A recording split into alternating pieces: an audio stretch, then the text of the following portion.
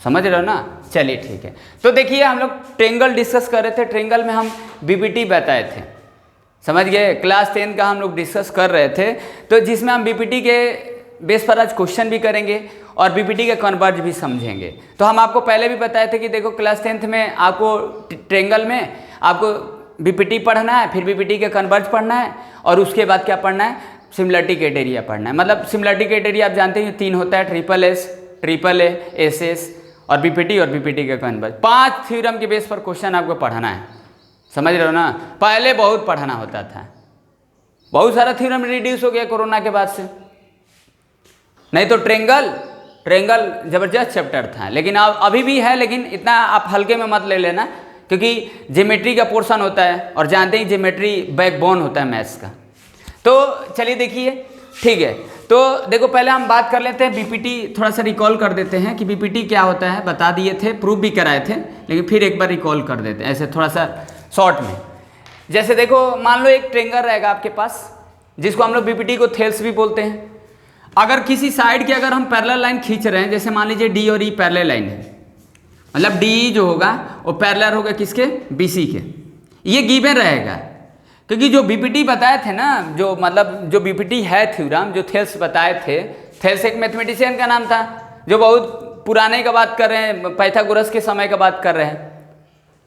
तो ये बताया था कि अगर ट्रेंगल के 3 साइड के किसी भी साइड के पैरेलल अगर खींचते हैं तो उनके रेशियो प्रोपोर्शनल होते हैं, साइड के रेशियो प्रोपोर्शनल है, जो डिवाइड करेगा, यानी एडी अपान में डीबी और ए अपान में ईसी, ये होता है। अब जब भी ये मेंशन करोगे तो आप ये लिखोगे कि भाई बीपीटी थ्योरम है ये।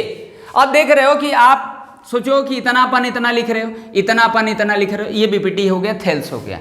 तो क्या आप ऐसे ही लिख सकते हो? नो, आप ए बी ले लिए और अपान में एडी ले लिए, और देखो ए बी पूरा होल साइड लिए हैं भाई। देखो आप जैसे ये 2 और 4 है और ये 3 और 6 है, तो आप बताइए 2/4 1/2, 3/6 1/2, इसका मतलब ये पैरेलल भी होगा। जब वो अभी कन्वर्ज हम देखेंगे ना, अभी पहले देखिए कि हम इतना अपन इतना करें, इतना अपन इतना करें तो इक्वल है ना।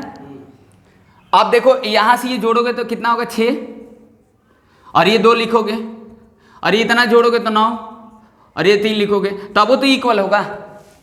क्या हम इतना अपन इतना ही लिख सकते हैं? ऐसा मत सोच लेना कि हमेशा ऐसे कुछ दिया रहेगा और कुछ पूछेगा तो हम ये करेंगे, बस इतना ही नहीं रहेगा। तो मतलब हम कहने का मतलब है कि इसका एक्सटेंशन भी देख लो। एक्सटेंशन का मतलब है कि हम इसको कितने तरीके से लिख सकते हैं, इसको हम कितने तरीके से कैसे कैसे लिख सकते हैं। जैसे देखो पॉसिबिलिटी बता रहे हैं, ये क्या लिख रहे हैं, ए बी पूरा लिए हैं अपन में एडी, और देखो ए सी अपन में क्या लिए हैं, ए ई। ठीक, ऐसे लिख सकते हो, या तो आप ऐसे लिख सकते हो, ए डी अपन में ए बी और ए ई अपन में ए सी। बात एक ही है, उसी का कॉर्लरी है, एक्सटेंशन है, जो भी आप बोलो बीपीटी का ही है, समझ रहे हो। या आप ऐसे भी लिख सकते हो, डी बी अपन में ए बी और ई सी अपन में ए सी, ये भी लिख सकते हो। कहीं ना कहीं वो बीपीटी का ही बात हो रहा है। मतलब जब ये इतना अपन में इतना होगा और इतना अपन में इतना होगा, तो आप इसको कैसे भी लिखोगे ना तो रेशियो प्रोपोर्शनल ही होगा, समझ गए। तो ये बीपीटी होता है, तो ये जब पैरेलल दिया रहेगा तब ऐसा करोगे, बिना पैरेलल के आप ये नहीं लिख सकते हो, समझ गया ना। तो जब भी बीपीटी, अब देखो जब क्वेश्चन आएगा तो आप कैसे समझोगे कौन सा बीपीटी का है और कौन सा किस थ्योरम का है। तो आपको थ्योरम तो ज़्यादा पढ़ना है नहीं, वो पहले ही समझ में आ जाएगा, पैरेलल दिया है तो भाई बीपीटी ही लगाएंगे। और जब ये दिया है और पूछ रहा है पैरेलल वगैरह, तो कन्वर्ज का बात होगा। यानी जब बीपीटी होगा तो ये गिवन रहेगा और ये आप लिखोगे। और ये कन्वर्ज में क्या होता है, ये कन्वर्ज में क्या होता है, अब हम मान लीजिए कन्वर्ज का अगर बात करें, अब जैसे देखो बीपीटी का यूज वगैरह हम करेंगे, अभी क्वेश्चन लगाएंगे तो वहाँ समझाएंगे ना कि देखो ये बीपीटी लग रहा है, समझ गया ना। आपको ये नहीं चिंता करना है कि मतलब कहाँ बीपीटी लगेगा, बोल तो दिए कि कोई थ्योरम है ही नहीं, थ्योरम तो ऑलरेडी बहुत सारा रिड्यूस हो गया है। अब देखो ये चीज, अब मान लीजिए बीपीटी का कन्वर्ज है, कन्वर्ज ऑफ बीपीटी का अगर बात करें, कन्वर्ज ऑफ बीपीटी का, तो कन्वर्ज ऑफ बीपीटी में क्या लिखोगे, क्या लिखोगे, कन्वर्ज ऑफ बीपीटी में लिखोगे एडी अपन में DB और AE अपन में EC, ये गिवन रहेगा। और आपको DE जो होगा वो BC के पैरेलल प्रूफ करना होगा, ये मतलब देखना होगा हमको।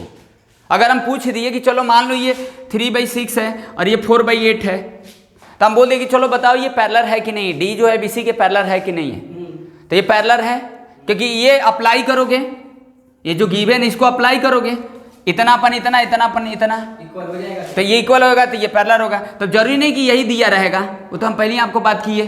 हो सकता है कि पूरा दो ये दे दिया हो, पूरा ये दे दिया हो, ये दे दिया हो, पूरा दे दिया हो, ये दे दिया हो, पूरा दे दिया हो। बहुत तरह से हाँ, उसको कई तरीके से लिखने का तरीका है, समझ गया ना। तो क्वेश्चन थोड़ा सा आप प्रैक्टिस कर लोगे तो थोड़ा बहुत आपको आइडिया मिल जाएगा, समझ गए, समझ रहे हो ना। तो अब हम लोग देखते हैं कि बीपीटी का जो कन्वर्ज है उसको हम कैसे प्रूफ करेंगे, ठीक ना, बात समझ रहे हो कि नहीं। देखो डरना नहीं है, डरना एक डर जो होता है एक टेम्पोररी होता है, और काम करो तो अच्छे से करो, पछतावा ना हो। पछतावा अगर बढ़िया से करोगे तो पछतावा नहीं होगा, और पछतावा देखिए हमेशा रहता है, परमानेंट होता है, अस्थायी रूप से रहता है। तो काम करो तो बढ़िया से करो, पछतावा होगा, ऐसा नहीं है। आपको अगर काम से सेटिस्फेक्शन नहीं मिलेगा तो पछतावा तो होगा ही। और जो ज़्यादा काम करता है, जो आगे बहुत बढ़ता है, उसको हमेशा कुछ ना कुछ बात को लेकर पछतावा होता रहता है। इसीलिए हम बोलेंगे पछतावा परमानेंट रहता है, मतलब बढ़िया से कर लोगे तो भी पछतावा थोड़ा बहुत रहेगा, पछतावा को हटा नहीं सकते हो, लेकिन डर तो हट जाएगा। बोल तो दिए कि डर जो होता है अस्थायी रूप से नहीं रहता है, अस्थायी होता है, आज है कल खत्म हो जाएगा। लेकिन पछतावा आप कितना भी बेस्ट कर लो, आपको कुछ ना कुछ बात को लेकर पछतावा रहेगा ही, इसीलिए बोले परमानेंट रहेगा। समझ पा रहे कि नहीं।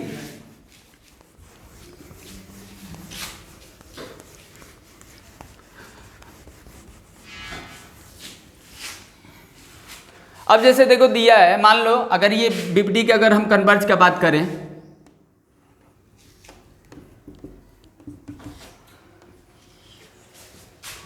ये ठीक। अब इसमें देखो हमको प्रूफ ये करना है। अब समझ रहे हो ना कि हम क्या करने जा रहे हैं, आपको ये बात समझ में आना चाहिए ना कि हम क्या करने जा रहे हैं। मतलब हम आपको पहला लेक्चर में हम बताए थे कि बीपीटी कैसे हम प्रूफ करेंगे, सेल्स थ्योरम प्रूफ किए थे। अब यहाँ हम उसका कन्वर्ट देख लेते हैं। देखो कभी कभी थ्योरम पूछ देता है एग्जाम वगैरह में, समझ गए, तो आपको थ्योरम ये सब पढ़ लेना चाहिए। क्वेश्चन तो हम लोग देखेंगे ही, तो देखो इसमें, ठीक ना। अब देखो ये हमको ये प्रूफ करना है, ए बी जो है ये एफ जी के पैरेलल प्रूफ करना है, ठीक ना, ये पैरेलल प्रूफ करना है। और गिवन क्या है मिस्टर, गिवन आपका है ए ई अपन में एफ और A B sorry E B अपन में बी जी, ये गिवन है, ठीक। अब देखो आपको पैरेलल करना है, तो पैरेलल कब करोगे बताओ। अब अगर हम पूछें, एक तो आप ये जानते हो कि अगर हम ये पूछेंगे चलो बताओ ये पैरेलल है कि नहीं, अगर ये 70 है और ये भी 70 है तो इसका मतलब एल और एम जो लाइन होगा पैरेलल होगा, समझ गए। तो यहाँ पर थोड़ा सा एंगल दिखाना बहुत मुश्किल काम है, क्योंकि कोई एंगल वगैरह यहाँ दिया नहीं है। अगर आपको इसको पैरेलल करना है तो कोई एंगल वगैरह यहाँ नहीं है कि हम इसको देखकर अल्टरनेट या कुछ ऐसे देखकर हम बता देंगे। तो इसके लिए आपको कुछ कंस्ट्रक्शन करना पड़ेगा। अब कंस्ट्रक्शन कर रहे हैं तो देखो ये कंस्ट्रक्शन कर दिए, इसको मान लेते हैं सी। यानी अब जो कंस्ट्रक्शन किए हैं, अब देखना कि हम कंस्ट्रक्शन जो किए हैं, एसी जो है वो हम उसके जीबी के पैरेलल लाइन ले रहे हैं, एफजी के, समझ गए। देखो हम क्यों किए हैं, पैरेलल लाइन क्यों लिए हैं भाई, पैरेलल लाइन क्यों लिए हैं। देखो एसी जो है हम किसके पैरेलल लिए हैं, एफजी के, इसके पैरेलल लिए हैं।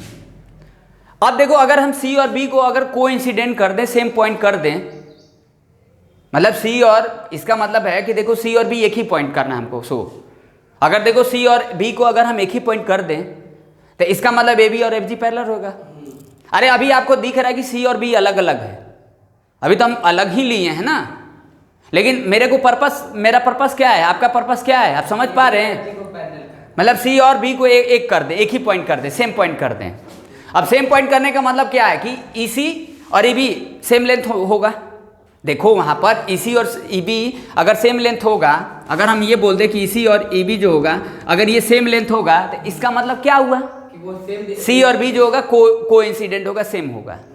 समझ गए? तो देखो जब भी अगर एंगल नहीं मिल रहा है तो हम इसके कंट्राडिक्शन चल रहे हैं, हमको इसको पैरेलल करना है तो उसी जगह पर हम कोई एक पॉइंट नियर अबाउट ले लेंगे। समझ गए? और देखो हम उसके पैरेलल खींच रहे हैं, यानी पैरेलल प्रूव करने के लिए अगर एंगल वगैरह का बात नहीं हो रहा है तो आप पैरेलल लेकर ही आप उसका कंट्राडिक्शन में बात कर सकते हो। समझ गए? यानी हमको EC और क्या करना है, EB को इक्वल करना है। अगर EC और EB को इक्वल कर देते हैं तो C और B एक ही होगा, तो हम AC पहले से पैरेलल लिए हैं तो AB भी पैरेलल हो जाएगा जब C और B इक्वल होगा। तो यही पर्पस आपको रखना है, मतलब ये आपको प्रूफ करना है EC और EB को। अब इसके लिए देखो जो गिवन है उस पर फोकस करो, क्या गिवन है समझ गए? देखिए यहाँ पर देखिए AE अपन में F और देखो EB अपन में BG, ये तो दिया है। लेकिन अगर AC और FG पैरेलल है तो हम ये लिख सकते हैं AE अपन में AF और EC अपन में CG by BPT theorem use कर दिए ना। अरे भाई आप हम अभी क्या बोले हैं कि जब देखो BPT के कन्वर्ज अगर आपको करना है तो आप BPT तो यूज करोगे ही। समझ गए? BPT में अब ये जानते हैं ना कि AC पैरेलल है, अभी पैरेलल वाली बात किए थे ना कि जब किसी ट्रेंगल के थर्ड साइड के पैरेलल कोई लाइन रहेगा तो उसका रेशियो मतलब इक्वल पार्ट में डिवाइड करेगा। मतलब तो यहाँ पर देखो AE और AF और EC और CG इक्वल हो गया, तो ये बाई BPT लिख दिया, बाई थेल्स थ्योरम लिख दिया, ये पैरेलल खींचे हैं कंस्ट्रक्शन के हिसाब से। ठीक, तो इसको देखो और इसको देखो, दोनों को कंपेयर करो, तो दोनों को कंपेयर करो तो ये जो इन सर्कल कर रहे हैं ये दोनों इक्वल है, तो इसका मतलब ये और ये इक्वल होगा, EB और BG और ये EC और CG हो गया ना। अब आपको क्या कर रहे हैं मिस्टर, क्या करना है बोलो? हमको करना है EB और EC को इक्वल करना है। तो देखो अब EB और EC को इक्वल करना है, यही ना। यहाँ पर देखो BG कहाँ है, BG देखो, BG और CG, BG और ये CG। ठीक, तो हम ऐसा करते हैं ना, हम इसको रेसिप्रोकल कर देते हैं। अब कहेंगे सर रेसिप्रोकल क्यों कर रहे हैं? अच्छा रेसिप्रोकल क्यों कर रहे हैं? देखो हमको इसके टर्म में तो रखना ही ना है, हैं? इसके टर्म में रखना ही ना है। अच्छा ये पहले बताओ, अगर हम BG को और B को प्लस करेंगे तो क्या आएगा? EG आएगा। अगर हम बोलें GC को और CE को प्लस करेंगे तो क्या आएगा? तभी EG आएगा। तो बस वही कर रहे हैं, समझ गए ना। तो आप देखो ये छोटा पार्ट है ना, BG क्या है? छोटा पार्ट है EG का, समझ गए। अगर हम ये BG में कितना जोड़ दें, BG में B जोड़ देंगे तो EG हो जाएगा, और CG में अगर हम EC जोड़ दें तो भी बन जाएगा। तो इसका मतलब हमको तो ये करना नहीं, ये तो हटाना है, समझ गए। तो हटाना है तो आप देखो, अगर मान लो अगर जानते हो कि अगर 2/3 फ्रैक्शन है और ये 4/8 ये 8/12 है, ये मान लीजिए ये पहले इक्विवेलेंट फ्रैक्शन है ना। अगर हमको जानते हो ना कि अगर हम इसमें कुछ ऐड करें या सब्ट्रैक्ट करें तो डिनोमिनेटर चेंज नहीं होगा, आप जानते हो ना। डिनोमिनेटर चेंज नहीं होगा, न्यूमरेटर चेंज होगा ना। अगर प्लस माइनस करोगे तो डिनोमिनेटर तो ही रहेगा, लेकिन हमको डिनोमिनेटर को हटाना है, समझ गए। न्यूमरेटर को ऐसे ही रखना है। तो आप अगर पहले आप इधर कुछ यूज किए, कुछ इधर यूज किए, तो जब आप इधर कुछ यूज कर दोगे और इधर यूज कर दोगे तो न्यूमरेटर चेंज हो जाएगा। और न्यूमरेटर को रखना है उसी के टर्म में जो हमको लाना है, पहले हम बोल दिए, समझ रहे ना। तो इसका मतलब है कि हम रेसिप्रोकल करके हम कुछ कर रहे हैं। अब रेसिप्रोकल करके क्या करेंगे जी, हैं? रेसिप्रोकल करके देखो, अगर हम BG में कितना जोड़ेंगे तो पूरा होल लेंथ आ जाएगा। BG में कितना जोड़ेंगे तो BG में EB जोड़ेंगे, हाँ, तो एक जोड़ेंगे तभी नहीं जाएगा। ये देखो अगर हम बोलें कि 2/3 है, 2/3 है, तो हम इसमें 2/3 अगर हम मान लो एक जोड़ दिए तो ये कितना आ जाएगा, ये ऊपर चला जाएगा तो टोटल आ जाएगा। तो ये और ये दोनों जुटेगा तो होल लेंथ होगा, होल लेंथ होगा। लेकिन हमको इसको रखना भी है, इसको रखना भी है, मतलब ये चेंज नहीं होना है, तो इसीलिए हम रेसिप्रोकल करके जोड़ रहे हैं। तो देखो यहाँ पर कर रहे हैं तो समझ जाओगे, समझ गए। देखो क्या है ना कि मैथ्स में जब कोई बताता है, जैसे मान लीजिए हम ही बताते हैं आपको, आप लोगों को पढ़ाते हैं, समझाते हैं, समझ गए। अब मान लीजिए हम आपको समझा रहे हैं, तो क्या होता है ना कि जब हम समझा रहे हैं तो आपको समझ में नहीं आ रहा है, लेकिन कर देते हैं ना तो समझ में आ जा रहा है, तो इसका मतलब ये पढ़ाई नहीं होता है। जब कोई व्यक्ति समझाता है, आपको पढ़ाता है या सिखाता है, जो भी आप समझो, समझ गए ना, उस समय आप समझने की कोशिश करो। सॉल्व करने के बाद समझते हो तो कहीं ना कहीं आपका दिमाग मतलब वहाँ आप कम्प्लेक्स आपको फील हो रहा है, आपको ऐसा नहीं करना है, समझ गए ना। आप कोशिश करो जो बता रहे वहीं पर आपको समझ में है, क्योंकि क्या होता है ना कि मैथ्स में जैसे हम सब समझा रहे हैं, आपको समझ में नहीं आया, लेकिन हम लिख देंगे तो आप समझ जाओगे, या कभी कभी सॉल्यूशन देख लेते हो तो समझ जाते हो, लेकिन जब होता है तो नहीं, प्रोसेस होता है तो नहीं समझ में आता है। तो मेरा कहने का मतलब है कि आप जहाँ पर कोई समझाता है वहाँ पर आप कोशिश करो समझने को, समझ गया ना। We have to try this whatever he is teaching something, समझ गए। तो चलो देखो, अब यहाँ पर क्या कर देंगे, इसको रेसिप्रोकल कर दिए, बीजी अपन में ईबी और प्लस 1 और सी जी अपन में इसी प्लस 1। अब प्लस 1 क्यों किए, क्योंकि बढ़ना है ना जी भाई, इससे बढ़ रहे हो ना, तो बढ़ोगे तो प्लस ही ना करोगे। और हमको जाना है, क्या जाना है, डिनोमिनेटर न्यूमरेटर जोड़ोगे तो होल लेंथ होगा, और न्यूमरेटर को डिनोमिनेटर को ऊपर भेजना है, तो एक जोड़ोगे तभी ना जाएगा। अरे आप ये पहले बताओ, बीजी में कितना जोड़ोगे तो आएगा, बीजी और प्लस कितना बीई, तो अब ये बीजी रहेगा, अपन में बीई रहेगा, तो ये प्लस 1 करोगे तभी ना बी ऊपर जाएगा, समझ गए। और हम चेंज पहले रेसिप्रोकल क्यों कर रहे हैं, रेसिप्रोकल इसलिए करेंगे हमको बीजी को भी रखना है। हाँ, अब पहले हम जोड़ देंगे तो वो न्यूमरेटर हट जाएगा और डिनोमिनेटर के टर्म में लाना नहीं है, समझ गए ना, इसीलिए हम रेसिप्रोकल करके जोड़ रहे हैं। तो ये इतना अगर आप समझ गए तो कहीं ना कहीं कुछ क्वेश्चन प्रूफ वाला भी आएगा, तो वहाँ आपको बात ये समझ में आ जाएगा कि रेसिप्रोकल क्यों करें, जोड़ क्यों रहे हैं, समझ गए ना, क्योंकि वो बड़ा लेंथ है तो हम जोड़ेंगे ही। ठीक, अब देखो इसको जोड़ेंगे तो क्या आएगा, बीजी प्लस ईबी अपन में क्या आएगा, ईबी, और ये क्या होगा, सीजी प्लस ईसी अपन में क्या आएगा, ईसी आएगा। अब देखो ये बीजी और ईबी जोड़ोगे तो क्या आएगा, बीजी और ईबी जोड़ोगे तो क्या आएगा, ईजी आएगा, हो गया, ईजी आया। और अपन में ईबी रहने दिए। अब देख रहे हो ना कि हम क्यों रेसिप्रोकल कर रहे थे, और ये सीजी और ईसी, ईजी ही आएगा, और अपन में क्या आएगा, ईसी। अब ये खत्म हो जाएगा तो ईबी और ईसी इक्वल आ गया, 1/EB 1/EC। अरे तो ये इधर गया, ये इधर गया, तो ईबी और ईसी ये नहीं इक्वल होगा। अरे बताओ 1/2 है इक्वल टू 1/3 है, सब सॉरी 1/x से इक्वल टू 1/y है, तो x इक्वल y है ना, हुआ जी, हैं।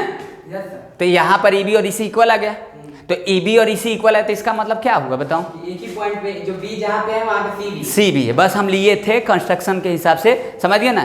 तो इसका मतलब है कि देखो अब देख रहे हो ना, यहाँ पर सोचने वाली बात है कि पहले हम उसके पैरेलल लिए थे और बीपीटी के यूज कर दिए और बी और सी एक हो गया। पहले हम एक नहीं लिए थे, लेकिन बाद में बीपीटी का कुछ उसमें यूज हो गया तो एक बन गया। दैट इज मैथ्स, समझे ना। सोचने वाली बात है, सोचो, थोड़ा गहराई से सोचो, समझ गए। तो ये इसका मतलब है कि बी और सी जब सेम हो गया तो इसका मतलब क्या हुआ बताओ, ए सी पैरेलल लिए थे किसके, ए सी पैरेलल लिए थे एफ जी के, तो इसका मतलब क्या हुआ कि ए बी जो होगा किसके पैरेलल होगा, एफ जी के। That is only BPT converge से समथिंग, समझ गए। चलो ठीक है, तो ये तो समझ गए। अब ये दोनों के बेस पर हम लोग को क्वेश्चन लगाना है, बीपीटी कन्वर्ज और बीपीटी, समझ गए। यानी जब भी पैरेलल का बात होगा, पैरेलल वगैरह चेक करने के लिए बोलेगा, कुछ रेशियो वगैरह दे देगा, समझ गए, तो हाँ बीपीटी कन्वर्ज लगाएंगे। और जहाँ पर पैरेलल दे देगा और कुछ रेशियो का वैल्यू मिसिंग रहेगा तो वहाँ पर हम कुछ बीपीटी का यूज करेंगे, समझ गए ना। तो यही दोनों के बेस पर अभी पहले हम लोग को क्वेश्चन करना है। कुछ बात समझ में आया, ठीक। अब जैसे देखो, समझ गया ना।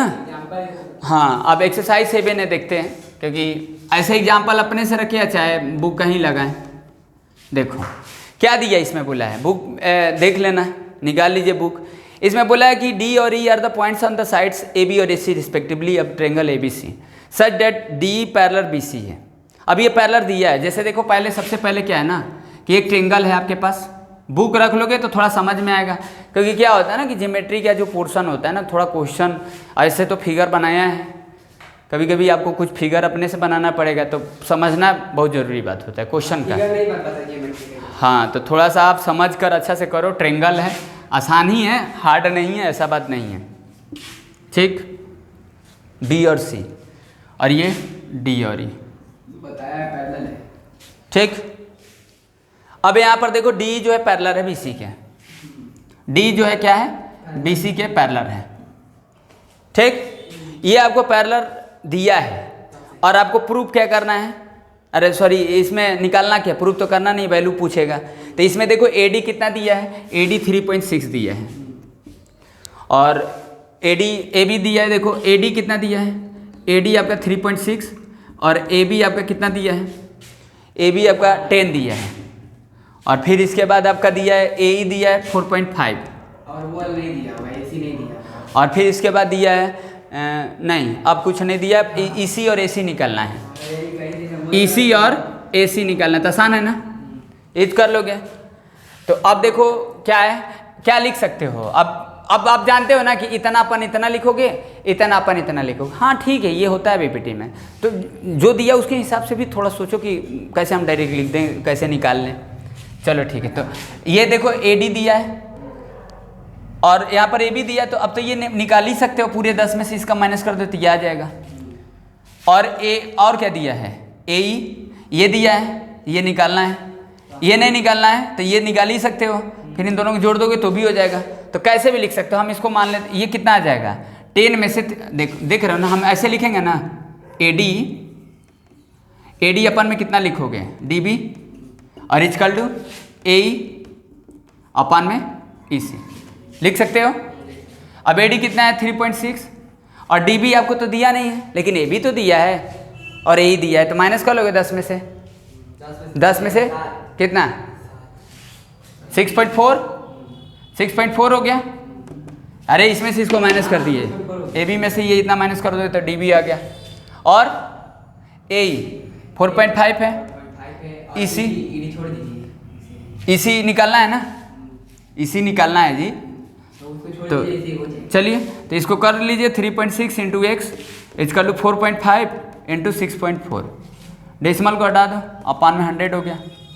ये भी ला दो 3.6, ये 10 हो गया, ये लड्डू फोड़ दो, समझ गए। अब इसको काट दो, देखो कितना हो जाएगा, 2 5 में 10 15 45, कितना 4 कितना हो जाएगा, 9 जा 64 टाइम्स, ओके। 2 5 जा 2 3 जा 9 5 जा 5 5 कट गया, 3 आ गया ना, ये आंसर हो जाएगा, समझ गए। तो कहीं गलत हो गया क्या, गलत काटे, ईसी और एसी 2 5 10 और 16 को 2 8। अच्छा 1 मिनट कोई बात नहीं। 3.6 इंटू एक्स इज कर लूँ 4.5 इंटू 6.4, तो एक्स इज कर लूँ 4.5 मल्टीप्लाई 6.4 अपान में 3.6 काट दो, 10 10 10, ठीक है ना।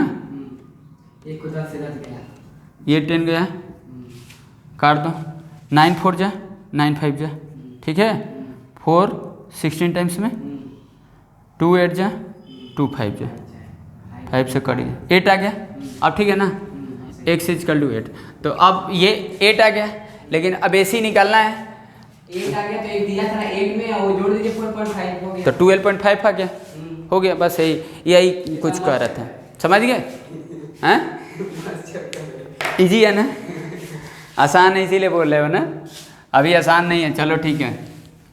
तो इसमें ऐसे ही कुछ दिया है, तो पहला वाला थोड़ा सा करना, पहला छोड़ देते हैं, यही सब है, समझे ना। अब थोड़ा लगाना, देखना, दूसरा भी देख लेते हैं। देखो इसमें दिया है, देखो 4 क्वेश्चन दिया है, छोड़ दिए हैं, पहले में 4 क्वेश्चन है, अब थोड़ा सा करके देखना, नहीं आएगा तो फिर बताना। हाँ देखो क्वेश्चन नंबर 2 में क्या है, क्वेश्चन नंबर 2 में बोला है कि D and E are the points on the sides A B और ए सी रिस्पेक्टिवली अब triangle A B C such that D parallel B C. अब जैसे देखो यहाँ पर एक ट्रेंगल है आपके पास, ठीक, ए बी सी, ठीक, और डी और ई ये दिया है पैरेलल, डी और ई पैरेलल दिया है। ठीक, अब इसमें बोला है ना कि डी पैरेलल बी सी दिया ही है, तो देखो ए डी 6x दिया है, ए डी एक्स दिया है। ठीक, और उसके बाद डी बी x-2 दिया है, ये x-2 दिया है। फिर इसके बाद देखो ए ई कितना दिया है, ए ई आपके पास दिया है x+2, और फिर इसके बाद ई सी दिया है x-1। वेरी सिंपल क्वेश्चन, तो बस निकाल लो, तो बस तो लिख लो। तो देखो डी ई पैरेलल लिखोगे बी सी, और ये जब भी लिखोगे तो मेंशन करना मत भूलना, डी ए डी अपन में डी बी और ए ई अपन में ई सी। अब ये हो गया बाई बीपीटी थ्योरम। ठीक, अब कितना हो जाएगा, x अपन में x-2 इक्वल टू x+2 अपन में x-1। क्रॉस मल्टीप्लिकेशन कर दो, x² - x लिखे समझ में है, x² - 4, ये x² cancel, x equal to 4। ठीक, ठीक है। अरे इतना अपन इतना हो गया, इतना अपन इतना हो गया, ये x² - x हो गया, a + b - b x² - 4, x² both set cancel out, -x equal -4, x equal to 4। समझ गए, इसमें क्या पूछ रहा था, x से पूछ रहा है। Yes, this is correct. समझ गए, तो बात समझ में आया कि नहीं है। तो ऐसे ही दिया है, देखो क्वेश्चन नंबर 2 में दिया है, अब करके निकालना। अब देखो क्वेश्चन नंबर 3 का बात करते हैं, ये समझ गया ना, ये बीपीटी के बेस पर है, ये दोनों तो भी बीपीटी के बेस पर हुआ। प्रूफ करने वाला दिया होगा हाँ हाँ, अब देखो इसमें क्या बोला है, अब इसमें चेक करना है, अभी चेक करना है इस सीट। इसमें देखो क्वेश्चन नंबर 3 में क्या बोला है, क्वेश्चन नंबर 3 में बोला है कि D and E are the points on the side A B और ए सी रिस्पेक्टिवली अब triangle A B C. In each of the following case determine whether D parallel B C और not. मतलब इसमें check करना है, समझ गए। तो इसमें बीपीटी का हम कन्वर्ज यूज करेंगे। तो इसमें देखो एक ट्रायंगल है आपके पास, क्या ट्रायंगल है, ए बी सी एक ट्रायंगल है। अरे ट्रायंगल तो बनाना है, ए बी सी आपके पास ट्रायंगल बनाना है, बना दिए। चलो डी जो है पैरेलल नहीं है, पैरेलल करना है, ये पैरेलल चेक करना है। बोला है इसमें जी कि टाइट तक दिया होगा उसमें, तभी तो पैरेलल। हाँ, तो ए डी दिया देखो 5.7 दिया है। ठीक, और इसके बाद देखो डी बी दिया है 9.5। अब जोरी ने क्या है, इतना अपन इतना दिया है, इतना अपन इतना लगा था। हम पहले भी बोले हैं कि जोरी ने कि यही हमेशा दिया रहेगा, अब देख लेना उसमें। ठीक, और ये चलिए उसी में बैठिए आ रहा है। ये ए डी दिया है 5.7, डी बी कितना है 9.5, ए कितना है 4.8, नीचे वाला कितना है, और ये कितना दिया है ई सी 8 दिया है। वही लगेगा। ठीक, अब चेक कर लो, यानी आप लगाओगे ये ए डी अपन में डी बी इक्वल टू ए अपन में ई सी, ये गिवन है, ये गिवन है, मतलब ये लेकर चलोगे ना। अब ये देख लो कि डी अब 5.7 अपन में 9.5 इक्वल टू 4.8 अपन में 8। अब इसको काट दो, देख लो इधर वाले को सॉल्व कर लो, इधर वाले को, तो कितना आ जाएगा 57 अपन में 95 होगा, अपन में 10 9 3 19 थी जाए 19 3/5 है, यानी 0.6 आया ये इसको भी आएगा, देख लो काट दो 10 तो 6 जा यानी 6/10, तो ये भी 0.6, तो दोनों इक्वल आया। तो दोनों इक्वल है, तो इसका मतलब होगा कि डी जो होगा वो बी सी के पैरेलल। तब यहाँ लिख दोगे बाई बीपीटी कन्वर्ज, समझ गए, कन्वर्ज जब बीपीटी लिख दोगे ये चीज़, तो ये पैरेलल हो गया, समझ गए। तो ऐसे ही कुछ दिया रहेगा, अब उसमें आप कंप्यूट करके देख लेना। थर्ड में यही क्वेश्चन दिया है, समझ गए। ठीक, चलो फोर्थ में देखो क्या है।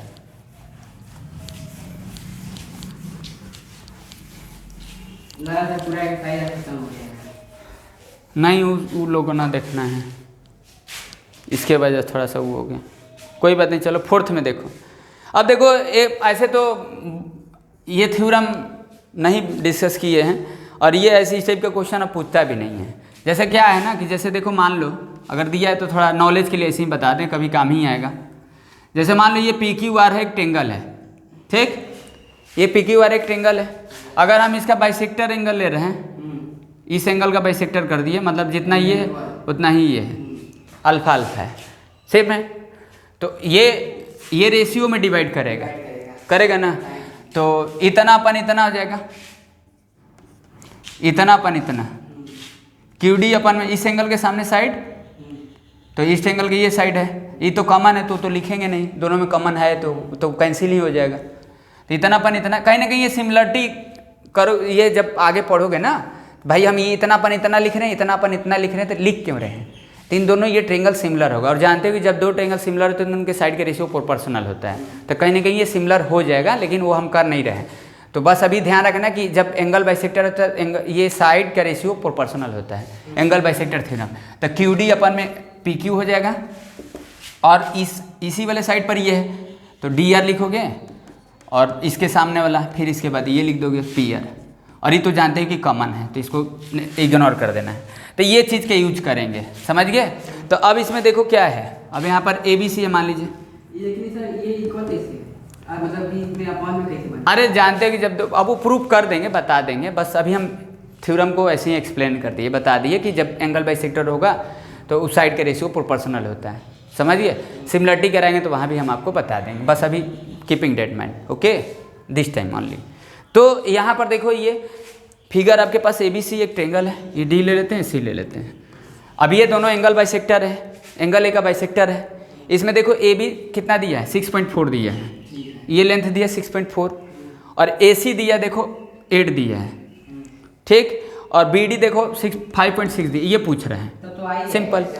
तो 5, अब क्या लिखोगे, BD अपन में कितना लिखोगे, AB, और फिर क्या लिखोगे, DC AC।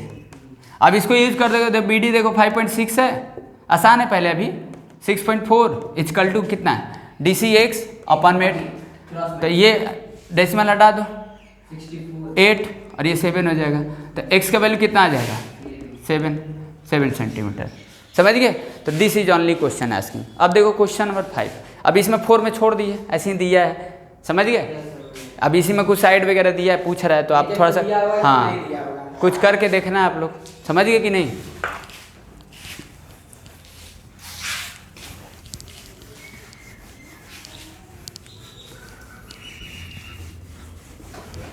अब देखो क्वेश्चन नंबर 5 थोड़ा सा समझने की कोशिश करना, 5 भी इजी ही दिया है। बोला है ना कि M is the point of BC, अब पैरेललोग्राम ABCD।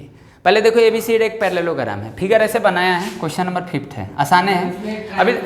हाँ मतलब ABCD एक पैरेललोग्राम है, ये एक पैरेललोग्राम है, ठीक, इसको लाइन को एक्सटेंड किया है और इसे मीट किया है यहाँ पर, ऐसे फिगर दिया है, अब पढ़ोगे तो समझ में आ जाएगा। देखो M is the mid point है, ये एम है, BC का मिड पॉइंट है, ये BC है, ठीक, A हो गया यहाँ पर और यहाँ पर D हो गया, मतलब समझ गया ना। ABCD एक पैरेललोग्राम है, एम मिड पॉइंट है BC का, और DM को प्रोड्यूस किया जा रहा है, बढ़ाया जा रहा है, और बढ़ाया जा रहा है तो ये मिल रहा है यहाँ पर, समझ गए, ये एक्सटेंड किए हैं इसको। अब यहाँ पर क्या करना है, इसमें आपको ये प्रूफ करना है, DM अपॉन में MN equal to DC upon में PN, पहले में ये प्रूफ करना है। अब इसमें देखो क्या है, इसमें पैरेलल वगैरह दिया नहीं है, समझ गए। अब पैरेललोग्राम की तो प्रॉपर्टी अब जानते हैं कि क्या होता है भाई, पैरेललोग्राम की प्रॉपर्टी अपोजिट से पैरेलल, अपोजिट से इक्वल। तो आप ही पहले बताइए, जो BC होगा इसके पैरेलल होगा, और ये जो होगा ये भी इसके पैरेलल होगा, क्योंकि इसी लाइन पर है, कोलिनियर है भाई। हम बोलें कि BC किसके पैरेलल है, AD के पैरेलल है। अरे आप ही पहले बता BC किसके, मतलब ये ट्रायंगल वाला बन गया, हाँ ये वाला ट्रायंगल बन जाएगा, ये वाला जो खींचे हैं ये बन गया, वो ठीक, थेल्स लिख दो। तो BN, अब यहाँ पर लिखोगे BM पैरेलल किसके, AD के, ये गिवन है, समझा ना। अभी गिवन है भाई पैरेललोग्राम प्रॉपर्टी, भाई आपको पैरेललोग्राम दिया है, पैरेलल दिया नहीं, लेकिन आप पैरेललोग्राम की प्रॉपर्टी जानते हो तो लगा दिए। अब वो ट्रेंगल ले रहे हैं, ट्रेंगल के यहाँ नाम लिख देना है AND से, समझ गए। अब ये साइड इसके पैरेलल हो गया, अब थेल्स लिखेंगे, इतना अपन इतना, इतना अपन इतना, फिर इतना अपन इतना, फिर इतना अपन इतना, फिर इसको हम रिप्लेस कर देंगे, उसमें आ गया, प्रूफ हो गया, समझ गए। तो यानी BM अपान में, अरे सॉरी BM करें, NB अपान में क्या होगा A B equal to N M D M. अब ये गिवन है, बीपीटी लिख दो, by BPT theorem Thales theorem हो गया। पैरेलल है तो ये लिख दिए। अब क्या होगा देखो एन बी, अब एन बी तो है ना, एन एम देखो एन एम है ना, और ये डी एम भी है, तो इसको रिप्लेस करना। अब इसमें देखो एन बी दिया है, ए बी को हटा रहे हैं, ए बी को डी सी ला रहा है, तो आप जानते हैं ना कि अपोजिट साइड ए बी और डी सी इक्वल होगा भाई, पैरेललोग्राम प्रॉपर्टी होगा ना। तब लिख दो किसके जगह पर रिप्लेस कर देना है, ए बी के जगह पर, तो एन बी ये डी सी हो जाएगा, और ये एन एम अपन में डी एम एजिट रहेगा। आ गया ना, हो गया ना। तब उसी के रेसिप्रोकल वही चीज़ है, तो ये हो गया हैंस प्रूफ। तो ये पहला पार्ट था 5 का, समझ गए। दूसरा पार्ट देख लो, ये समझ गए कि नहीं, आसान है, इजी है।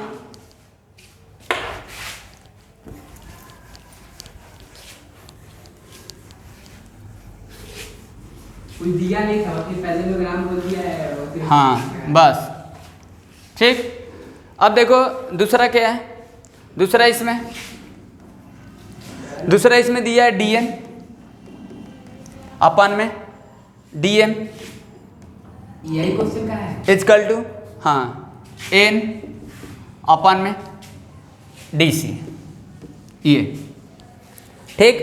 अब देखो डी एन, अब डी एन मतलब ये पूरा आ रहा है, तो पहले आप वही लिखो जो लिखे थे। क्या लिखोगे, लिखोगे बी एम ए डी के पैरेलल, तो वही चीज लिखो बी एन बी अपन में क्या लिखोगे, एन एम सॉरी हाँ एन बी अपन में A B equal to N M D M हो गया। ये बीपीटी हो गया, थेल्स थ्योरम हो गया। अब यहाँ रीजन लिख देना कि कैसे लिखे हो, बस वही रीजन लिखोगे, बी एम जो होगा किसके पैरेलल है, ए डी के, हो गया। अब इसमें देखो बात किए थे कि होल का बात कर रहे, तो ऐड वगैरह करना पड़ेगा। तो देखो इसमें किसके टर्म में दिया है, देखो यहाँ पर देखो डी एम है और इसको हटा रहा है, नहीं ना है, एन एम नहीं, हाँ तो आप पूरा का बात कर रहा है, तो ये रेसिप्रोकल नहीं करोगे, रेसिप्रोकल चेंज कर दोगे, रेसिप्रोकल कर दोगे तो डिनोमिनेटर से न्यूमरेटर चला जाएगा, फिर जोड़ोगे तो चेंज हो जाएगा, बताए थे ना। हो गया, कहानी खत्म। एन बी अपन में ए बी प्लस 1 हो गया। उसमें दो और देंगे, देखिए एन भी, इसमें एन भी देंगे और उसमें डी एन भी देंगे। अरे तो हम रिप्लेस कर देंगे ना, साइड को रिप्लेस कर देंगे, साइड इक्वल होता है ना, साइड इक्वल होता है कि नहीं होता है, अपोजिट साइड पैरेललोग्राम वाला यूज कर देंगे। और रेसिप्रोकल हम क्यों नहीं कर रहे हैं, क्योंकि वो हमको चाहिए नहीं। हाँ इसीलिए डिनोमिनेटर को रहने देना, वहाँ कर रहे थे देखे ही थे। तो N M plus M D, अरे एक जोड़ दिए, अपन में एम डी प्लस 1, थोड़ा सा कम्प्लेक्स होता है तो बस, थोड़ा सा कम्प्लेक्स होता है तो बस क्या बात, मतलब हाईवे से उतर जाते हो। N B plus A B अपन में ए बी, ये N M plus M D हो गया, लिखे समझ में आए।